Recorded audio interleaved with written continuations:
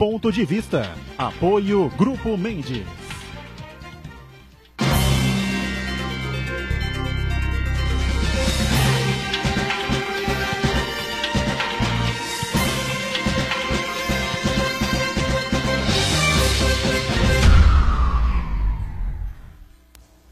Olá, está começando aqui o nosso Ponto de Vista, você sempre conferindo conosco, acompanhando com a gente de segunda a sexta, sempre nesse horário da 1h30 da tarde, horário do almoço, a tradição da discussão política da cidade, da região, né? Os temas que formam a nossa pauta regional, claro, né?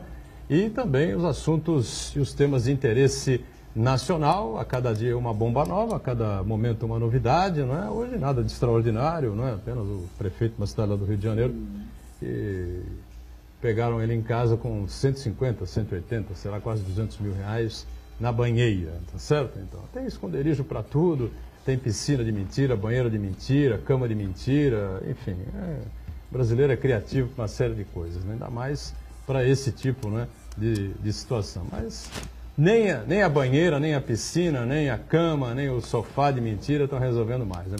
A pessoa ficar atento, né, e esperto, porque a Lava Jato come solto e as operações filhotes aí, não é? Correlatas, enfim, estão também em franca ascensão e está sendo gente presa para todo lado, né? Bom, não precisa ir muito longe, né? Está lá o presidente Lula, de maneira correta ou incorreta, a gente já debateu isso aqui várias vezes, está lá preso, né, em Curitiba, está um monte de gente lá, o desespero dos moradores daquele bairro, né, de Curitiba, com tanta gente acampada por ali, os políticos querendo entrar, deputados, governadores. Esse final de semana promete, hein? Esse final de semana promete, a esquerda deve baixar inteira lá em Curitiba, na Polícia Federal, para tentar visitar o ex-presidente, não sei o que vai acontecer. Bom, vamos discutir um pouco da cidade, né? Falar um pouco sobre Santos, desenvolvimento urbano, projetos novos aí, revisão da lei de uso e ocupação do solo, sempre muito importante aqui, para a gente passar a informação correta, né, do que está acontecendo, os debates, as discussões que estão ocorrendo e o que pode realmente ser aprovado e colocado em prática mais à frente, né? Para falar muito sobre esse tema, especialista aqui conosco, né, o Glaucus Farinello, que é o secretário adjunto de Desenvolvimento Urbano aqui da Prefeitura de Santos. Prazer recebê-lo, Glaucus, tudo bem? Tudo bem, uma boa tarde a todos. Acho que é sempre uma oportunidade, como você falou, é uma lei muito importante da cidade, talvez uma das mais importantes aí na questão da política urbana. E acho que o espaço e a oportunidade ela tem para aproveitar e discutir esses pontos que muitas vezes são polêmicos, mas que a gente vai poder aqui ao longo do programa debater e esclarecer na medida do possível os pontos. É uma lei muito técnica, mas a gente consegue aí debater inclusive com os nossos demais convidados. Muito bem. Está com a gente também o arquiteto Daniel Proença, ele que representa aqui o CAU, não é o caos, é o CAU. O caos é outra coisa. O CAU é o Conselho de Arquitetura e Urbanismo, né? E o Daniel hoje tem uma gerência regional aqui em Santos, toda a nossa região metropolitana. Prazer recebê-lo. Tudo bem, né, Daniel? Tudo bem. Muito obrigado pelo convite também, poder estar aqui fazendo algumas contribuições nessa questão do tema, como disse o Glaucus, é muito importante. Trata-se, além de ser um exercício profissional do arquiteto, né, urbanista principalmente, né, trata-se também de nós, como cidadãos, estarmos inseridos nesse processo. Então, acho que é duplo momento de discussão e de tratativas nas questões não somente urbanísticas, mas de toda a condição da nossa cidade, para que lado que ela vai, ou seja, é a influência direta da população, das pessoas que moram aqui, do qual eu faço parte, sou como santista. E nós todos aqui presentes, certo? Marcos Santana sempre conosco, lá na ponta, atento aí às nossas transmissões aqui do Ponto de Vista pelas redes sociais e a participação de você que está sempre aí com a gente. Tudo certo aí, Santana? Tudo certo, boa tarde a todos. Realmente as cidades são dinâmicas, o desenvolvimento das cidades é muito ágil, então é sempre importante rever a legislação para promover o desenvolvimento com qualidade de vida. Eu quero cumprimentar você que nos acompanha ao vivo, convidar você a participar do programa, mandando sua pergunta, crítica, sugestão pelo Facebook, Ponto de Vista com Edgar Boturão, ou por e-mail, contato@pontodevista.tv.br. O programa também pode ser acompanhado ao vivo pela internet, santaportal.com.br/tv. Os programas anteriores estão disponíveis também na internet, no nosso canal no YouTube, na nossa página no Facebook. E você que nos acompanha na reprise às 20 horas, uma boa noite. Pois é, Lei de Uso e Ocupação do Solo, o nome, não é, já diz, né? É a maneira de você ordenar, não é, a cidade, onde você pode construir, de que maneira pode construir, não é, a altura que você pode chegar, enfim, determinada construção como vai ser, essa coisa toda, não é?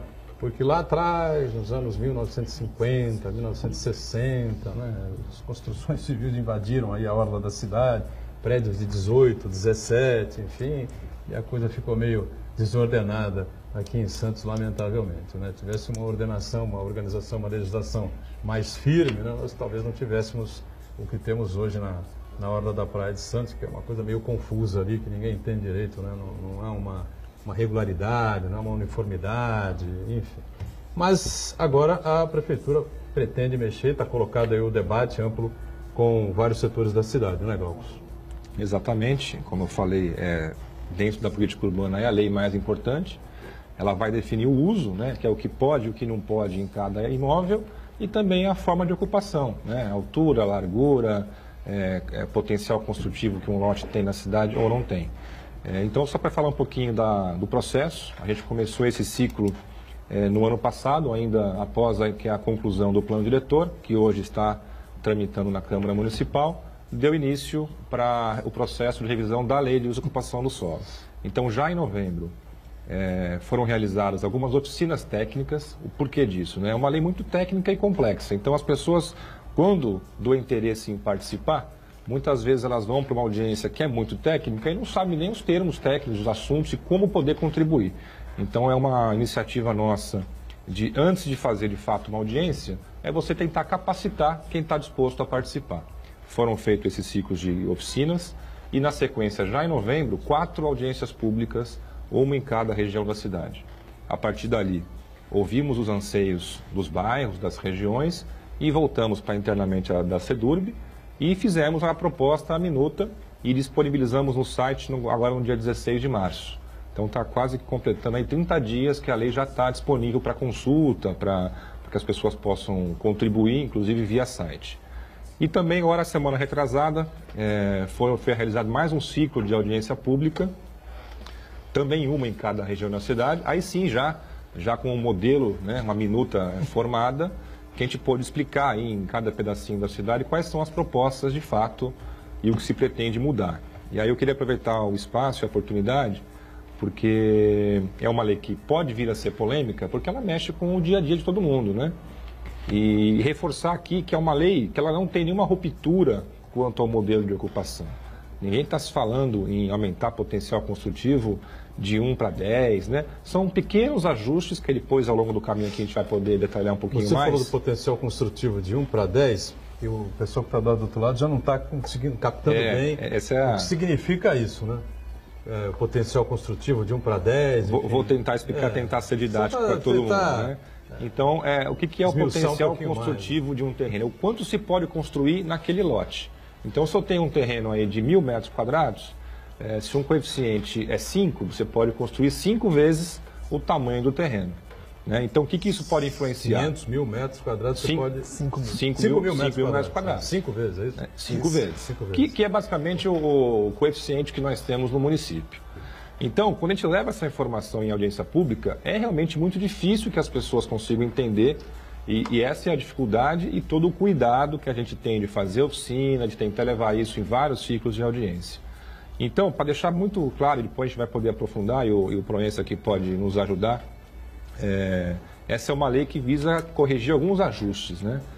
Vou citar um exemplo aqui de cidade vizinha, né? O Guarujá, lá na Enseada, durante muitos anos a gente tinha aquela paisagem apenas com prédios baixos.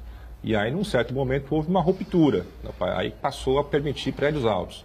Então, não se discute grandes mudanças nesse momento em Santos. São ajustes, o Marco falou muito bem, a cidade ela é muito dinâmica e a gente tem que estar atento a essas coisas que mudam no dia a dia que pode vir a impactar. Um fato novo que ocorreu nos últimos anos foi o plano da aeronáutica para o aeroporto do Guarujá, que impôs um limite de altura em grande parte da cidade, né? O município mesmo de Santos não tem limite de altura para prédios, né? Isso fica a critério do próprio construtor. que é a ocupação que nós vemos hoje na cidade. Porém, em função do aeroporto, grande parte da cidade passa a ter uma restrição de altura, que seria, nos piores casos, 45 metros de gabarito. Gabarito, vou explicar, é a altura máxima que o edifício pode ter. Altura máxima? Altura máxima. Então, em função dessas 45 metros de altura, para você ter uma ideia, o Proença... Dá mais ou menos o quê? 25 andares? 15 andares. Não chega nem a isso, né, Proença? Porque... se você considerar 3 metros de pé direito, né, a altura de cada pavimento, você multiplicar por 15 dá 45, mas não é exatamente esse número, porque existe até a parte mais elevada, onde considera a casa de máquinas, ainda tem a questão do RN, né, que é a relação que existe do 00 da guia até chegar ao local da pista. Então você tem uma série de detalhes que é em torno de 15 andares. Inclusive entra a antena, vários equipamentos, né, que são às vezes secundários, está nesse limite. Então isso dificulta muito a construção de prédios mais altos, que é o que a gente viu acontecer nessa nossa última era aí da construção civil. Então, para compensar eventuais perdas, foram feitos pequenos ajustes em outros índices urbanísticos, como por exemplo a taxa de ocupação. Vou tentar explicar também de forma didática, para que as pessoas em casa possam entender. Também, de novo, num terreno de 1.000 metros quadrados, hoje a taxa de ocupação, em grande parte da cidade, para as torres, os edifícios, é de 40%. Ou seja, num terreno de 1.000 metros quadrados, a torre só vai poder ter 400 metros quadrados de laje, né? Então, algum ajuste... Dependendo também um pouquinho da localização. Você Sim, tem locais que você pode ter 60%. Né? É que varia muito. Onde é que você pode ter 60%? Normalmente eu falo antes da linha da máquina e depois da linha da máquina. Antes da linha da máquina pode ter 60%? Depois da linha da máquina você pode ter 60%. Mas nós estamos, qual é a nossa referência, né? Qual é a referência? É o VLT atual, né? Então do VLT mas é da praia, da centro do centro para praia. Então, do VLT a linha da máquina, agora a linha do VLT. Da linha do VLT para a praia é 40%. Para a praia é 40%. É mais restritivo. Mais restritivo. E da linha do VLT para o centro é 60%. Com taxas diferenciadas, né? Por que tem essa diferenciação? Para o pessoal entender direitinho.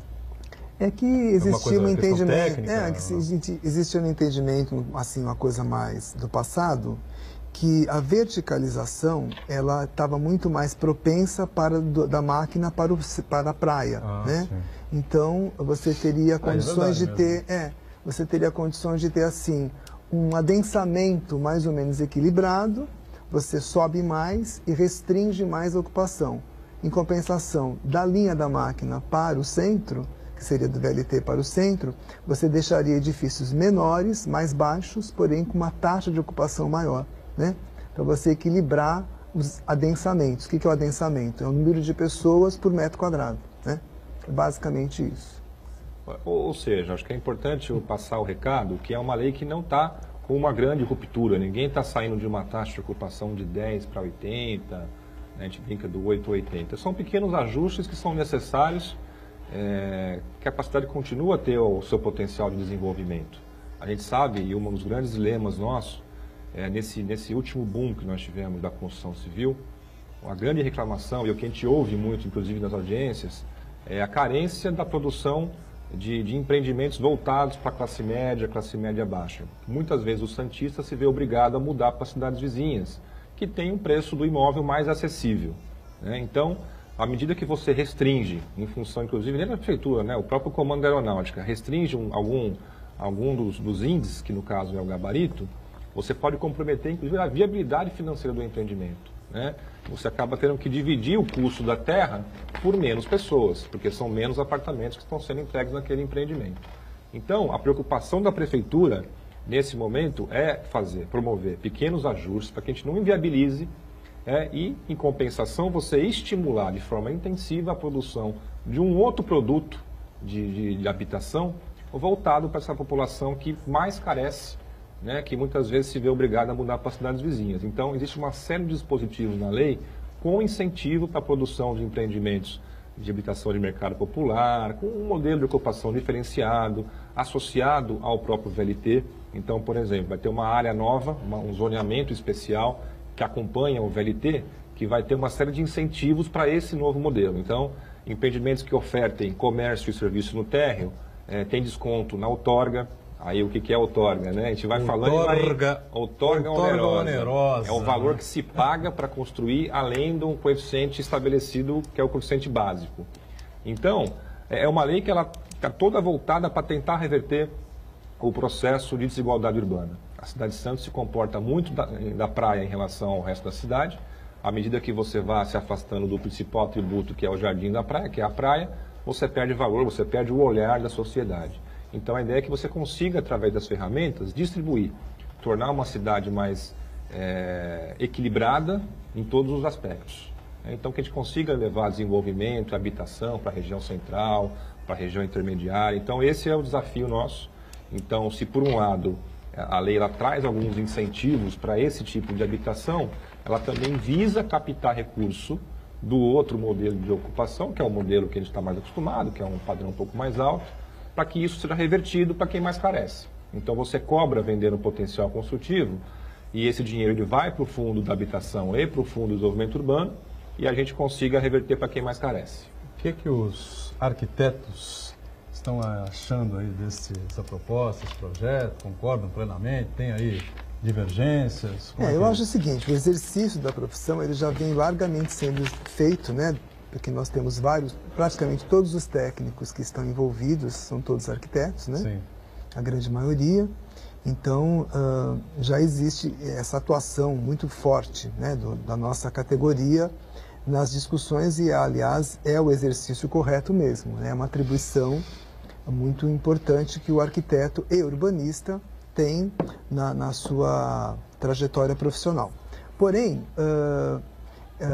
o entendimento, né, das coisas, ele tem que passar um pouquinho pela história da coisa, né? A cidade, ela tem assim a necessidade de fazer as suas alterações a cada década pela lei, né? E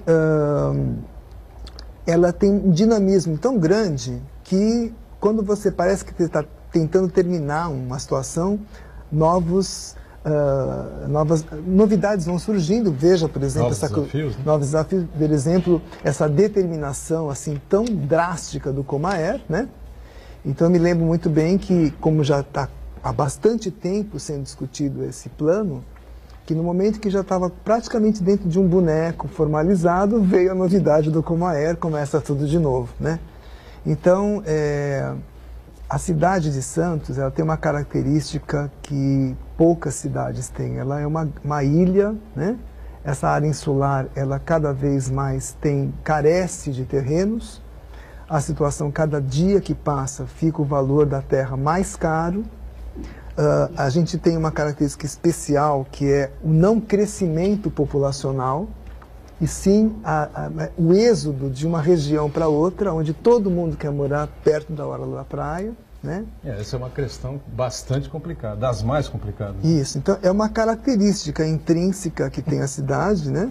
E que você tem que tratar de poder distribuir ela de uma forma ordenada, sem haver um êxodo excessivo e também a desqualificação dos espaços que estão lá hoje, sendo até para habitação, sendo para comércio, para que você não intensifique numa região e transforme a outra região numa região degradada, que no passado já tinha um outro entendimento. O nosso centro só tinha comércio. Era uma outra realidade. Então, o que a gente está percebendo com a história da cidade? Que não deu certo. Que a gente não pode continuar batendo na mesma tecla.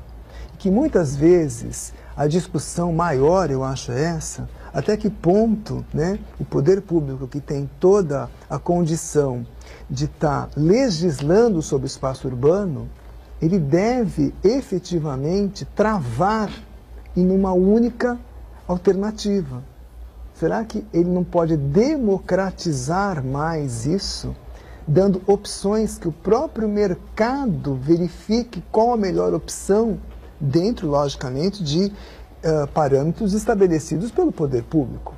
Quem está falando assim, então você decide fazer 30 vezes, você vai lá e faz 30 vezes. Você decide não colocar nenhum carro quando você precisa colocar, para você dar uma qualidade de vida para aquele uso, né? Isso não. Agora, será que, como já no passado houve uma legislação coercitiva de não pode ter habitação no centro, nós estamos vendo o resultado que está tendo hoje, catastrófico, né, que eu até chamo de setor Bósnia, setor Kosovo. Durante 30 anos foi proibido. Né? O próprio município ele proibiu residência no centro. E de repente você começa a esvaziar o centro porque as pessoas não estão mais lá. De 68 a 98, né, o plano diretor do município ele proibiu residência no centro, porque o entendimento de cidade era outro, né? Aquele movimento pendular, ó, a gente trabalha aqui e mora ali. Isso, né? pertinho. O que aconteceu ao longo dos anos? Essas vias de ligação, né, na costa, Conselho, se desenvolveram comercialmente e passaram a competir com o centro.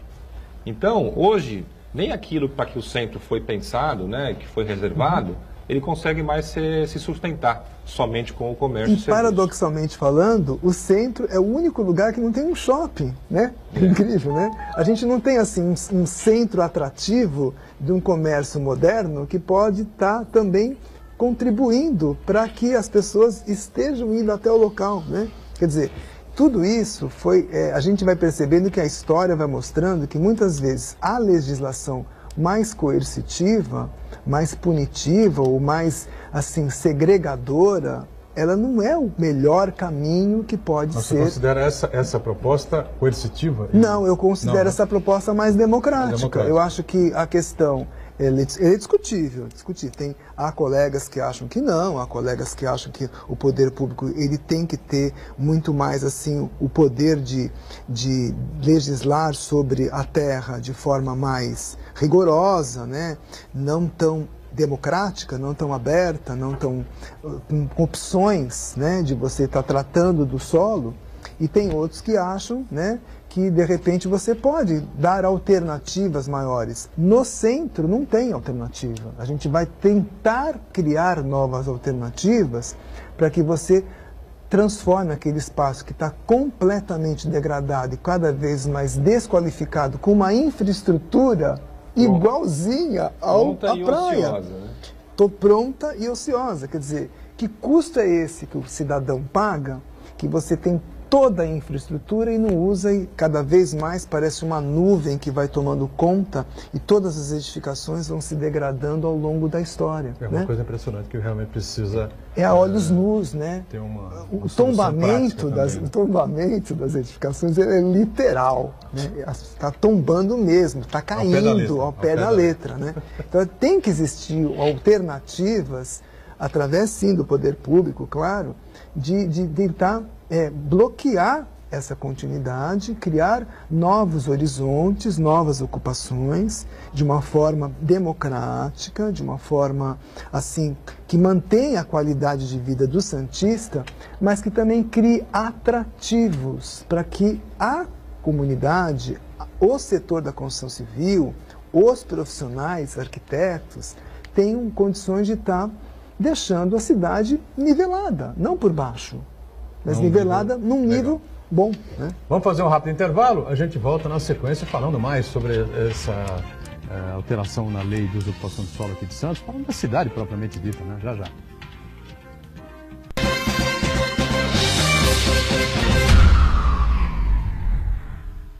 Existe um lugar em Santos onde você encontra os empreendimentos mais fascinantes da região. Um lugar amplo, aconchegante, feito para oferecer o melhor atendimento para você. Um lugar que reúne as melhores opções residenciais e comerciais nos bairros mais nobres de Santos. Um lugar que a gente nem precisava dizer, porque você já sabe. Central de Vendas Grupo Mendes, Rua Guaiaó 55, Aparecida. Venha fechar um bom negócio para abrir as portas do seu novo lugar. Assista esta semana no Releitura. Entrevista com Paulo Scaff, presidente da Fiesp, contando várias histórias para o jornalista Gustavo Klein. Releitura, sábado, 4h30 da tarde, aqui na Santa Cecília TV. Dia 19, às 7h30 da noite. Venha se divertir com a família em uma noite muito especial. Festa beneficente com renda revertida para as crianças do Lar Santo Expedito. Participe você também dessa noite de solidariedade. Noite da Pizza, no Clube de Regatas Saldanha da Gama.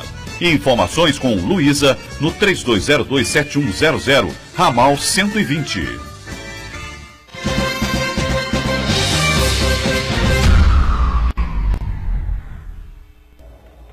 Muito bem, voltamos, sequência aqui do Ponto de Vista, com prazer recebendo aqui à esquerda o Glaucus Farinello, arquiteto, não é, secretário adjunto de Desenvolvimento Urbano aqui de Santos, e o Daniel Proença, arquiteto, hoje gerente regional do CAU, não é? Conselho de Arquitetura e Urbanismo, e o Marcos Santana sempre atento aí, tem aí uma participação, pergunta, questionamento. Eu quero fazer uma pergunta para o Glaucus. A gente está falando muito de criar condições para estabelecimento de empreendimentos da linha do VLT para frente de quem olha da praia, né? E percebemos que ao longo das décadas, áreas significativas da cidade sofreram um processo de degradação muito grande. O Valongo, Paquetá, Vila Nova, uma parte significativa ali da Vila Matias.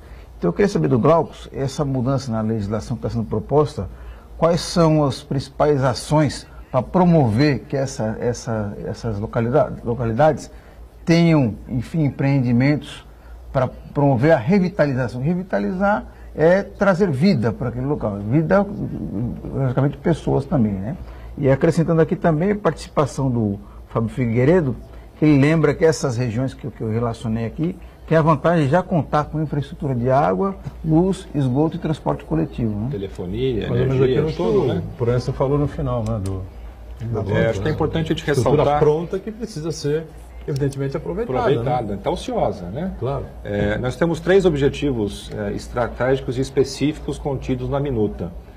Um deles é o adensamento sustentável, que é o que a gente colocou agora aqui nessa discussão, de criar incentivos para a produção ao longo do VLT. Então, associar que você tem um transporte de qualidade, você estabelece alguns incentivos e desobriga algumas coisas. Por exemplo, onde tem uma oferta com transporte público de qualidade, você não obriga que o empreendimento tenha a vaga de garagem para cada unidade, né? Você dá a opção para o empreendedor. E aí é aquilo que o Proença colocou, que eu fico feliz que o entendimento é similar, né? Sem taxar. Não, aqui só pode ter empreendimentos desse tipo. Porque senão a gente vai estar construindo para o futuro bairros de classe. Então, eu moro aqui, eu moro ali, aquele bairro é para pobre, aquele bairro é para rico. É o que a gente não quer. A gente bate na tecla da diversificação. Nós temos bairros hoje que são muito... tem um pouco desse mix. O bairro da Aparecida, eu sempre costumo dar como exemplo. Tem de tudo, né? Isso é importante, isso traz vitalidade para a cidade. Então, a vitalidade, ela passa pela diversidade. O outro objetivo também estratégico e específico que está na proposta é também a estimular a economia através da multiplicidade dos usos. O que acontece hoje? O que pode e o que não pode no seu imóvel, ele varia por zona e por tipo de via. Nas vias locais, são as vias menores, quase nada pode, né? Basicamente é o uso residencial. E muitas vezes o que a gente vê na prática não é isso, né? E cada vez mais os bairros eles têm essa necessidade de ter ao longo das ruas pequenos usos do dia a dia, uma quitanda, uma sapataria, né? Que hoje a lei ela impede isso. Então ela tem também esse processo de entender que a cidade ela é cada vez mais compacta e nós temos que evitar o deslocamento das pessoas o máximo possível. E por fim, aí já entrando na pergunta do Marco, nosso último objetivo estratégico específico que está na minuta é justamente combater o esvaziamento da região central, né? Por tudo que foi falado, pelo potencial não só construtivo, mas o potencial da infraestrutura que está ociosa, e também pela história, pelo todo o patrimônio cultural que nós temos lá, que é belíssimo, e que está tombando, como foi colocado aqui, de fato, né? Literalmente está caindo, né? E por que está caindo? Porque durante muito tempo o entendimento foi que não se deveria ter habitação no centro. Então, hoje, todo cantinho da cidade tem de tudo. Tem comércio, tem serviço, tem todos os usos do dia a dia que você precisa, né, para viver. E o centro, ele só não tem uma coisa, gente morando. Então, a ideia é justamente levar para o centro tudo aquilo que ele não tem, que todos os bairros têm, que é pessoas vivendo. E aí, uma vez você consolidando esse repovoamento, e volto a frisar, de modo diversificado, né? Aqueles imóveis que muitas vezes têm proteção cultural passam a ter viabilidade técnica, financeira, né? Então, nós temos na proposta a criação de 2 zonas especiais de renovação urbana, uma no Valongo e uma no Paquetá, zonas especiais de renovação urbana. Por que isso? Existe também uma imagem, né, que foi construída ao redor do imaginário do santista, que no centro nada pode. Lá está tudo protegido. E não é bem assim, né? O bairro do Paquetá e do Valongo, eles, em sua grande maioria, não tem restrição do patrimônio, né? Então, o Alegracento ele não é restritivo com grandes áreas. Então, essas áreas foram delimitadas, remarcadas e ressaltadas para que a gente possa tentar atrair esse olhar. A igreja é tombada, do Valongo. Sim, tem vários... Museu Pelé... O bairro do centro, praticamente todos os imóveis são normatizados. Tem algum tipo de proteção. Não necessariamente que não possa fazer nada. Mas no Valongo e no Paquetá, eu tenho bairros quase que inteiros que não tem nenhum tipo de gravação, que poderia realmente ser novos bairros. Então, uma vez repovoando, principalmente as bordas, que é a nossa intenção, todos aqueles imóveis que estão ali, né, no limite entre essa zona especial de renovação urbana e a APC, que é a área de proteção cultural, passam a ter viabilidade. Então, aquele casarão, aquele sobrado histórico que hoje está lá com uma placa de aluga-se, a hora que você leva 2, 3, 4, 5 empreendimentos residenciais para o Paquetá ou para o Valongo, isso passa a se multiplicar, porque os pequenos usos do dia a dia vão passar a ser necessários na região, né? Então, aquele imóvel que hoje parece que não tem função, vai passar a ter uma padaria, uma quitanda, uma escola de inglês, uma escola de informática, os usos que a gente vê em toda a cidade, que no centro isso não acontece. Então, é muito importante, são vários dispositivos para tentar atrair o olhar para a região central. Agora, o objetivo, claro, é um adensamento maior, voltar a ter moradias no centro, com as pessoas morando no centro voltarem a ter padarias, supermercados, enfim, vida, né? Revitalizar essa coisa que nós estamos conversando aqui. Mas é um processo longo, evidentemente, né? E os imóveis, evidentemente, que serão construídos naquela região, não serão torres, não é, com um apartamento por andar, coberturas, essa coisa toda, certo, Daniel? Não será um Manhattan, né? Não é Manhattan, claro. Então, eu acho que a questão, o maior desafio, né, que nós estamos tendo hoje em dia é, primeiro, a gente identificar essas questões todas desse passado, porque até então era difícil a gente encarar isso como uma verdade, né? Colocar a gente morando no centro, nossa, isso vai dar um conflito enorme, isso não vai dar certo, né? Isso é um desprestígio, é um retrocesso, né? A gente percebe que na história isso não existe. Eu acho que gostaria de fazer um parêntese assim, importante, que dentro da nossa atribuição é o arquiteto o profissional exclusivo nas questões de restauração, né? E a nossa cidade é uma das cidades que tem o maior número de edifícios ex-ofício, chamados, né, ex-ofícios, que tem tombamentos em níveis municipais, federais, estaduais e federais, onde o tratamento dessa edificação, ele passa, sim, por uma análise de profissional mais categorizado, mais com atribuições específicas. Então, a gente vai ter também, no exercício profissional, o maior número de trabalhos para o arquiteto. Acho isso muito interessante, importante a gente estar frisando isso, né? Que as escolas também se preparem para poder estar, né, tendo cursos e tendo aprimoramentos nessa área. E voltando a essa questão do urbano,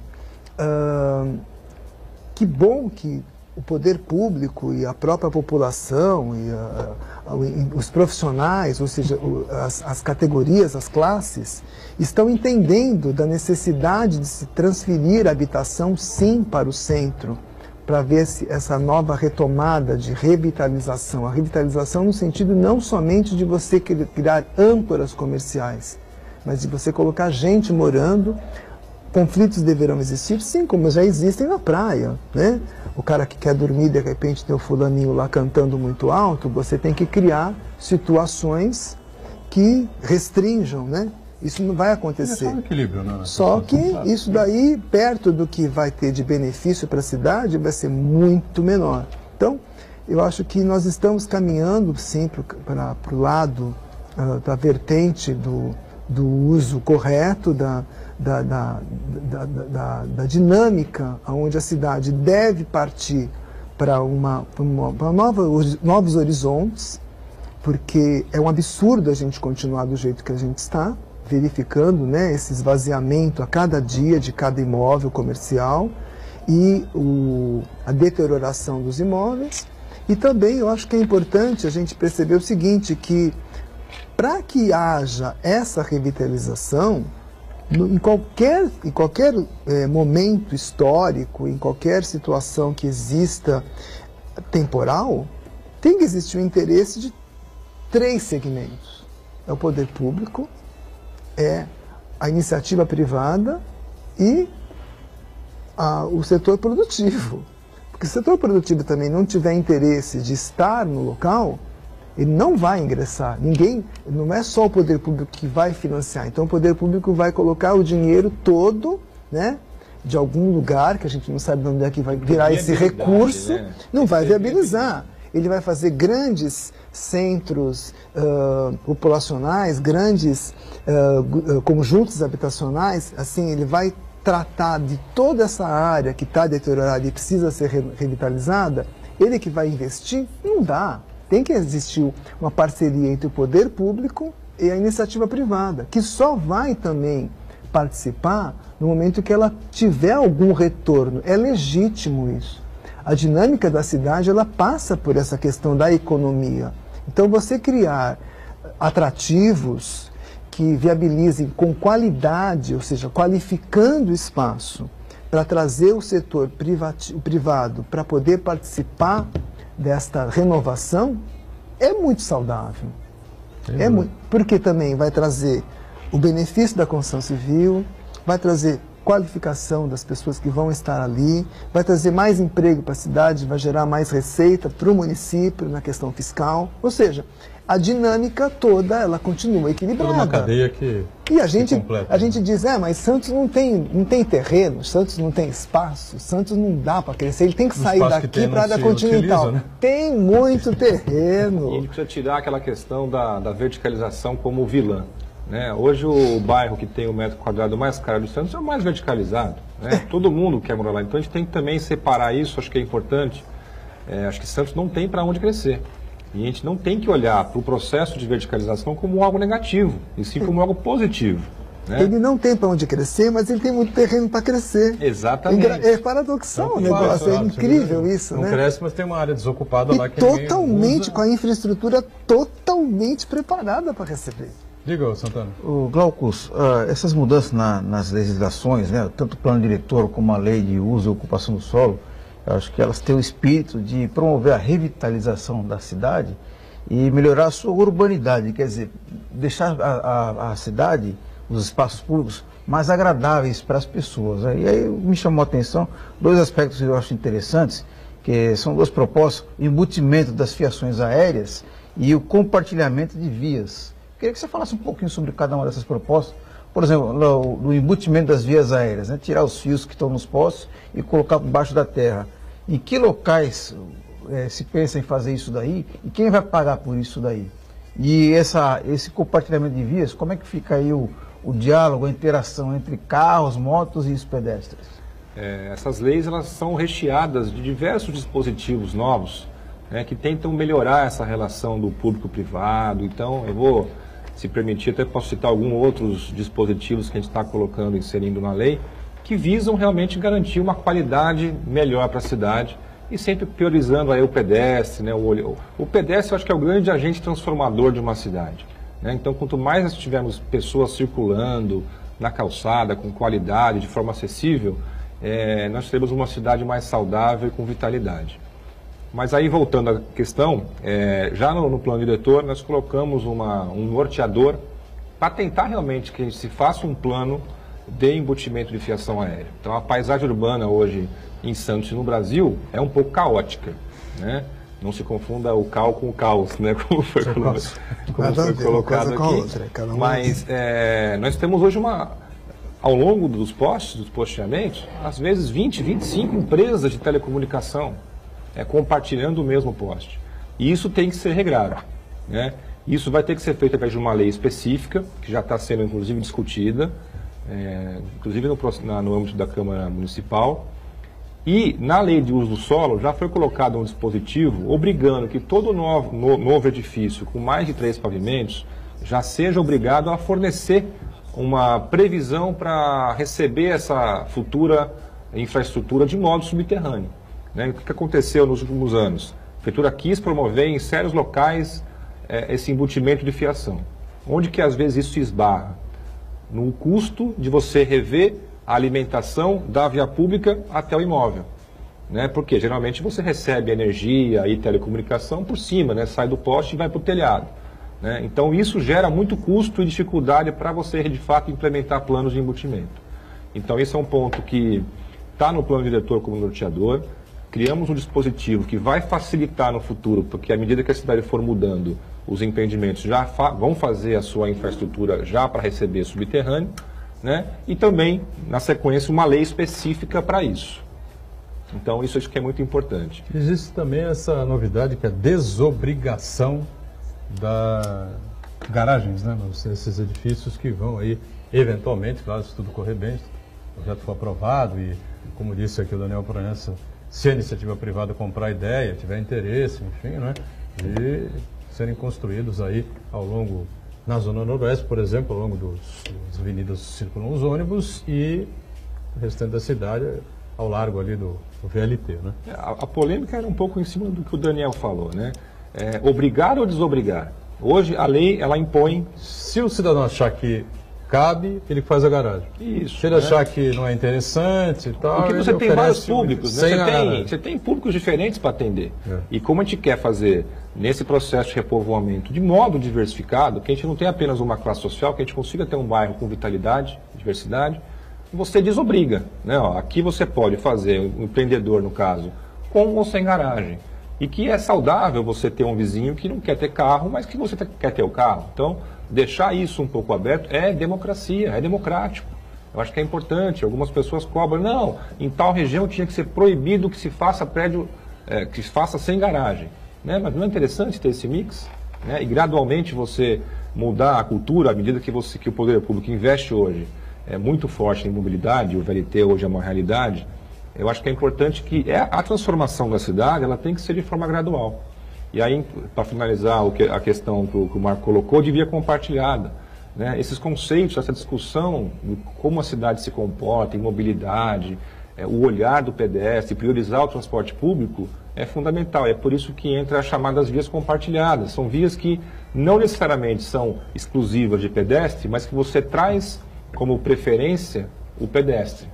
A gente fez uma revitalização recentemente na rua Marrei Júnior, que é aquela ruazinha entre a Catedral e o Palácio da Justiça. Sim.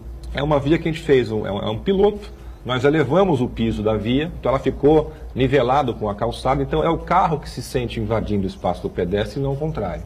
Né?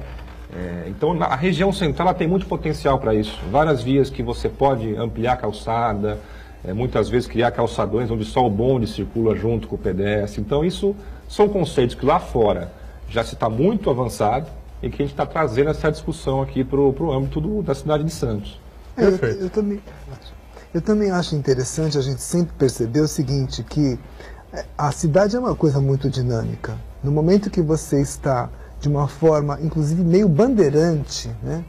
Uma das primeiras cidades que está introduzindo um VLT com toda, né, que bom, né? A mobilidade que está começando agora, a gente vê que ele não está muito sendo utilizado porque é um processo, né, que vai ser ampliado para outros ramais, vai ser ramificada. O entendimento nessa hora, ele está em cima de uma realidade, que não significa que ela não poderá ser modificada ao longo dos anos, né? Quer dizer, hoje nós estamos com essa realidade. Nós podemos estar definindo uma estratégia, né, de ocupação para esse momento. Como a lei, inclusive, ela é normalmente atualizada, pode ser que mais para frente existam outras condições, outras situações que vão ser ajustadas. Olha, então, talvez não agora seja necessário tirar realmente todos os automóveis, ou então você fala, olha, agora é meio automóvel, é um automóvel, 2 automóveis por unidade, em alguns... Sabe, eu acho que as coisas elas não podem ser consideradas assim, engessadas. E acabou e nunca mais vai mudar, né?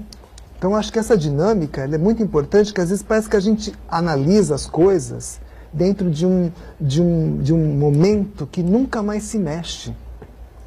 Vamos começar num cenário um pouquinho mais assim, democratizado. E incentivar aquilo que você realmente enxerga como positivo. Isso, né? E a partir daí, depois você produz. faz uma avaliação, né? Você faz no decorrer dos anos, você vai verificando e vai fazendo os ajustes necessários. Exatamente. Mas tem que existir, num primeiro momento, eu acho que o passo inicial ele tem que ser mais para democratização do que para punições ou engessamentos.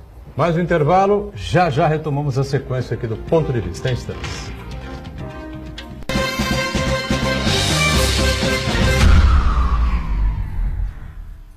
Existe um lugar em Santos onde você encontra os empreendimentos mais fascinantes da região. Um lugar amplo, aconchegante, feito para oferecer o melhor atendimento para você. Um lugar que reúne as melhores opções residenciais e comerciais nos bairros mais nobres de Santos. Um lugar que a gente nem precisava dizer, porque você já sabe. Central de Vendas Grupo Mendes, Rua Guaiaó 55, Aparecida. Venha fechar um bom negócio para abrir as portas do seu novo lugar. Dia 14 de abril, os cursos de fisioterapia, odontologia, educação física e farmácia se reúnem para a segunda-feira de saúde Unisanta. Diversos serviços gratuitos para a população. Atividades físicas e avaliação postural, aferição de glicemia e pressão arterial, eletrocardiograma, exame preventivo de câncer bucal. E muita animação com ginástica, apresentação de dança e beach vôlei. Segunda-feira de saúde da Unisanta, dia 14 de abril.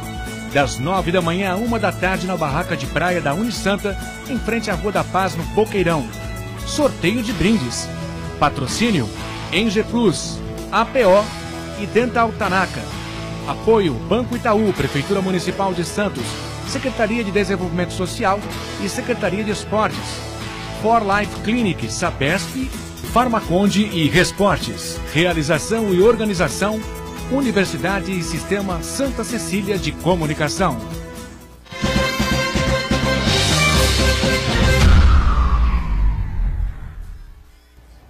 Muito bem. Sobre a cidade, não é? As possíveis alterações aí propostas na lei de uso e ocupação do solo. E estacionamento é algo complexo. Santana quer levantar esse tema aí, né? Que tem estacionamento pela cidade. Aliás, a gente não estaciona em lugar nenhum, a não ser que tem estacionamento pago, né, Marcos Santana? Exatamente. Tem mais lugar. As mudanças propostas prevêem que o edifício seja feito sem vaga para estacionamento, né? Aí, por outro lado, infelizmente, na cultura brasileira, ter um automóvel particular é sinal de status, né, de evolução social e assim por diante. E Santos tem taxas impressionantes entre o número de habitantes e o número de veículos. A tendência é que mais pessoas tenham automóvel particular em detrimento do transporte coletivo. Então eu queria saber se essas mudanças na legislação prevê algum tipo de mecanismo, por exemplo, incentivar a construção de estacionamentos públicos verticais, por exemplo. Existe alguma coisa para enfiar, onde vamos enfiar nossos carros na hora de estacionar?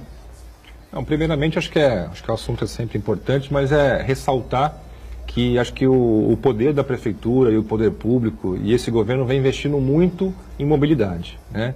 Quando a gente pensa em começar a discutir, eu vou passar a restringir, eu vou tirar, a primeira coisa que a gente tem que fazer é pensar, a gente está dando a opção, né? E eu acho que nisso a gente está muito certeiro. Nós temos hoje o VLT, que é um transporte internacional, né? Quem vai para a Europa aquilo lá já está há muito tempo. E Santos, que bom, né? De forma pioneira. A fase 1 já é uma realidade. A fase 1 é uma linha metropolitana, né? Então ela liga muito mais São Vicente com Santos do que os deslocamentos internos dentro da cidade. Foi anunciado agora recentemente pelo governo do estado a fase 2 do VLT, que vai ser fundamental, inclusive para tentar atingir o objetivo que é repovoar o centro. A linha 2, se tudo der certo, ainda esse ano começam as obras. E já no nosso planejamento, no ano passado, foi assinado um convênio com a Prefeitura e o Governo do Estado para ampliar e ramificar as linhas do VLT. Uma linha até a ponta da praia e uma linha até a praia. Com isso, teríamos um grande eixo leste-oeste, ligando desde Praia Grande, São Vicente, Santos e Guarujá, via barcas, e uma linha municipal norte-sul, né, ligando ali a região da praia até o Valongo. Então, isso é um trabalho que é gradual, são investimentos muito grandes e que estão sendo feitos. E a política urbana, ela não é só a lei de uso do solo, ela é um conjunto de legislações e de ações. Não adianta botar só no papel e você não fazer as ações que cabem para a gente poder chegar e alcançar o objetivo. E nisso, acho que a gente está muito seguro da estratégia. Então, a legislação municipal hoje proposta, volto a frisar pela oportunidade, é uma lei que ela visa garantir realmente a sustentabilidade da cidade. Muitas vezes se critica, mas aumentou um potencial construtivo, o prédio vai ficar mais alto, não vai. Mas isso é importante, a dinâmica da cidade, ela precisa ser revista e cabe ao poder público enxergar essas dificuldades. né, e dá o caminho, e dá o norte. Né? Então, por isso que eu fico muito seguro das ações que estão sendo tomadas. E na região central, a gente tem uma série de projetos de estudos para que, após o VLT, várias vias passem a ser vias compartilhadas, vias de circulação de pedestre. Na lei de uso solo, a gente cria, tanto no Valongo quanto no Paquetá, o estímulo para construções em áreas para estacionamentos periféricos, né, para evitar que você tenha que estar com o carro necessariamente naquelas viazinhas menores, né, que você faça com que você estimule estacionamentos nas bordas, né, tanto no Valongo quanto no Paquetá, e internamente você possa se deslocar até pelo bonde, né? Por que não o bonde no futuro não poder ligar o Valongo e o Paquetá, né, como meio de transporte público para quem está ali, não necessariamente uma linha turística. Né? Então, chega à conclusão que nunca devíamos ter tirado os bondes da cidade. É mais ou menos isso ou não? Quase, né? O certo era substituir os bondes pelo VLT, né? Como aconteceu na Europa. O VLT ele é um bonde moderno, né? O VLT não deixa de ser um bonde moderno. Um bonde moderno, sem dúvida nenhuma, né? E tem mais qualidade, evidentemente, né? Não, e eu acho que essa questão de pioneirismo, eu acho muito interessante a gente comentar, que tem a ver com o nosso assunto. É o seguinte, é que normalmente o Brasil, ou assim, as nossas políticas públicas, ou então os nossos planejamentos, eles sempre vêm a reboque, né? Você sempre vai fazer alguma coisa que depois que o caos, não o caos, né, já surgiu, já está instalado. E de repente a gente criar um VLT, né, que ainda não tem nem assim, a pretensão de conseguir estar tratando de estar tendo a possibilidade de as pessoas estarem todas utilizando desse serviço, né, ele já está acontecendo na cidade. Né? Quer dizer, eu acho muito legal isso. Antecipadamente chega o VLT, né, para dar uma outra condição de transporte coletivo, né? De repente, agora, essa nova lei, ela também está em sintonia pós, né, implantação do VLT. Quer dizer, isso é muito difícil acontecer, né? Casar as políticas, né? É interessante, né? Eu acho que a gente não percebe dessas coisas, né? Quer dizer, como o Brasil ele faz ao contrário. Você já tem assim 3 milhões de pessoas necessitadíssimas de um transporte público, você coloca um metrô que ele vai conseguir no máximo atingir a 1 milhão, tem mais 2 milhões para ser atingido e não consegue, nunca você chega lá. Então a gente vai ter uma alteração aqui em Santos, né? Uma capacidade, muito além daquela capacidade que necessita a população, e você consegue ter uma política complementar, né, de assentamento urbano que vá de encontro, né, que vá casar, né, tá corroborando com esse transporte que está chegando de uma maneira pioneira. Foram feitas 4 audiências públicas, se eu não estou enganado, né? E há quem faça a crítica de que as audiências públicas, há quem diga que a audiência pública é para o pessoal não ir, né? Então marcam em horários 2h30 da tarde, 3 horas da tarde, o pessoal está trabalhando, e essa coisa toda, né? E parece que não foi o caso dessas audiências públicas agora para as alterações daí da lei de uso-ocupação de solo, Glauco. Importante lembrar que esse processo inicia ainda em novembro do ano passado, com as oficinas, que nem eu falei. Infelizmente, no Brasil, as pessoas não são acostumadas a participar da construção da cidade, das leis, né? E fora isso, acho que o momento que o país vive, muito separado ideologicamente, as pessoas estão com o pé atrás com qualquer tipo de audiência pública. Eu já estou há 15 anos na prefeitura e participo de audiências há muito tempo e percebo que realmente o brasileiro não tem essa cultura de participar, de contribuir e tudo mais. Mas a prefeitura entende que é necessário e é fundamental a participação. E a gente abre o espaço, inclusive lá na Secretaria de Desenvolvimento Urbano, a semana inteira a gente está recebendo os membros do Conselho Municipal. E já em novembro do ano passado foram feitas 4 audiências públicas preparatórias, uma em cada região, e todas num horário acessível, sempre às 6h30 da noite, 18h30, né? Nunca 9 da manhã, né? Então sempre está para tentar realmente o horário que as pessoas possam realmente participar, já sair de um trabalho. E agora, nesse último ciclo, 18h30, vamos combinar que é um horário bastante razoável, me parece, né? Não é 3 horas da tarde, 4 horas da tarde, fica o pessoal também atribulado aí, uma coisa ou outra. Enfim. E tem antecedência, o aviso é com antecedência razoável, né? Sim, inclusive nesse último ciclo, nós colocamos cartaz em todos os ônibus da linha municipal, né? Panfletinho, né, convidando para audiência pública, só que infelizmente no Brasil não é Santos, infelizmente as pessoas não estão ainda entendendo a força da participação, a importância da participação. Eu queria deixar passar aqui, porque o Glauco está com a gente aqui, é uma obra que faz parte da secretaria dele, né? Eu não sei se está entregando hoje ou amanhã os bags lá da Ponta da Praia, que são lá, fazem parte daquele sistema de proteção, né, na Ponta da Praia contra não são propriamente a ação da maré, a erosão. Hoje, inclusive o prefeito pessoalmente vai entregar essa obra. É amanhã, né? Hoje, 4 horas. Hoje. 16 horas, estamos ao vivo, 2h25 da tarde, você vai estar na reprise acompanhando a gente, a entrega já foi feita, tá certo? Mas aqui no ao vivo ainda vai acontecer às 4 da tarde e me parece que já para esse fim de semana nós temos possibilidade de ressacas aí ou não? Sim, tem uma previsão para o domingo já de ondulação grande e vai ser um primeiro grande teste para a estrutura.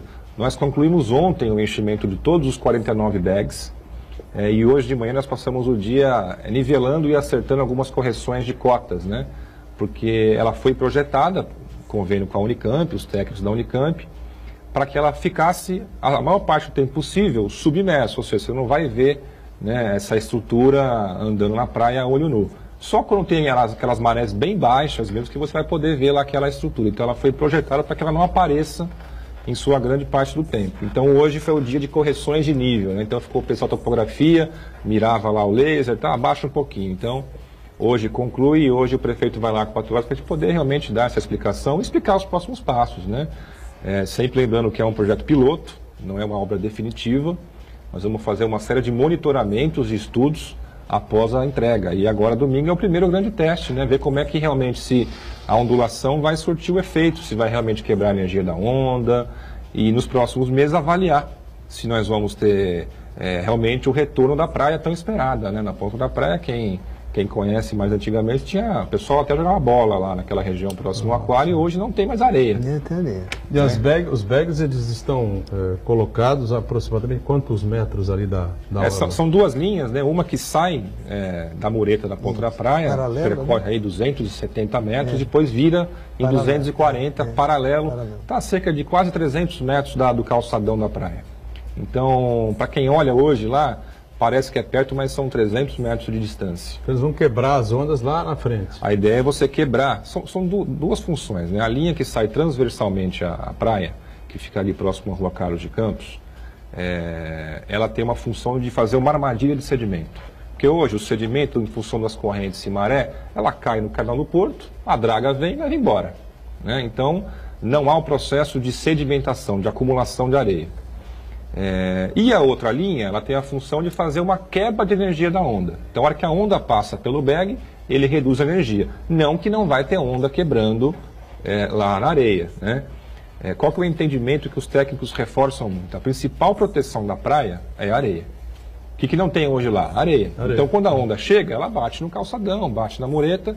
Então, isso é um processo crítico, né, e crônico. Então, a função é você criar um estoque de areia, voltar com a faixa praial. O bag ele vai realmente quebrar a energia da onda, mas também o processo de sedimentação vai voltar a ter a principal barreira, que é a areia. Aliás, eu acho interessante assim, reforçar mais esse pioneirismo, né, no tipo de contratação, de relação que teve, né, que a prefeitura criou, contratando os técnicos. Depois de uma novela, né, com o Ministério Público. Nossa, mas foi ressaltar a coragem do governo de enfrentar. Utilizando, né, assim, todo o conhecimento dos técnicos das universidades, né, de uma maneira extremamente inteligente e com bastante economia, né, no sentido de ter assim, um tratamento específico de pessoas categorizadas e preparadas para isso, com um custo muito menor, e dando um resultado que provavelmente vai ser um resultado pioneiro, né? Um resultado muito bem desenvolvido. Então, eu acho bem legal isso. É mais ou menos nessa linha que eu estou falando do VLT. Esse pioneirismo integrado com as questões que vêm posterior, né? porque ninguém quer que a coisa continue do jeito que está, mas também se você não tiver uma alternativa de poder resolver a situação de uma forma equilibrada financeiramente, com conhecimento, com tecnologia, você vai procurar, sei lá, fora do país, né? Você tem alternativas muito mais caras que não sei nem também se dariam certo. E a expertise deles, a gente levou inclusive na Associação de Engenheiros e Arquitetos de Santos, foi muito bacana. A palestra muito... Eu tive lá, muito positiva. Né? Muito positiva. Acho que a gente realmente, tem que... eles falam com uma propriedade que não teve questionamento. Não, né? E é interessante porque a gente precisa divulgar essas coisas na nossa cidade. Sem dúvida nenhuma. As coisas positivas da cidade. Porque ninguém quer isso, mas se você... seja bom, né? Bom, com certeza deve ser, com certeza. Muito bem, estamos encerrando aqui o ponto de vista. Faltou falar dos armazéns. A gente já debateu a questão dos armazéns 1 a 4 aqui, mas o Glauco está também com essa situação na mão aí, e boquiaberto também com o TAC entre o Ministério Público e a CODESP, sem ninguém falar coisa nenhuma com a Prefeitura. É uma coisa impressionante, né? Mas outra oportunidade vai surgir e a gente vai debater esse tema novamente aqui. Obrigado, viu, Glauco, pela participação. Obrigado ao Daniel Proença, arquiteto, e hoje com uma gerência regional representando os arquitetos, né, e urbanistas, né? O CAL, né? Conselho da Arquitetura e Urbanismo CAL São Paulo. Marcos Santana sempre conosco e você acompanhando a gente de segunda a sexta, 1h30 da tarde, sempre ao vivo, ponto de vista. Reprise aqui na Santa Cecília TV às 8 da noite. Obrigado, gente. Valeu.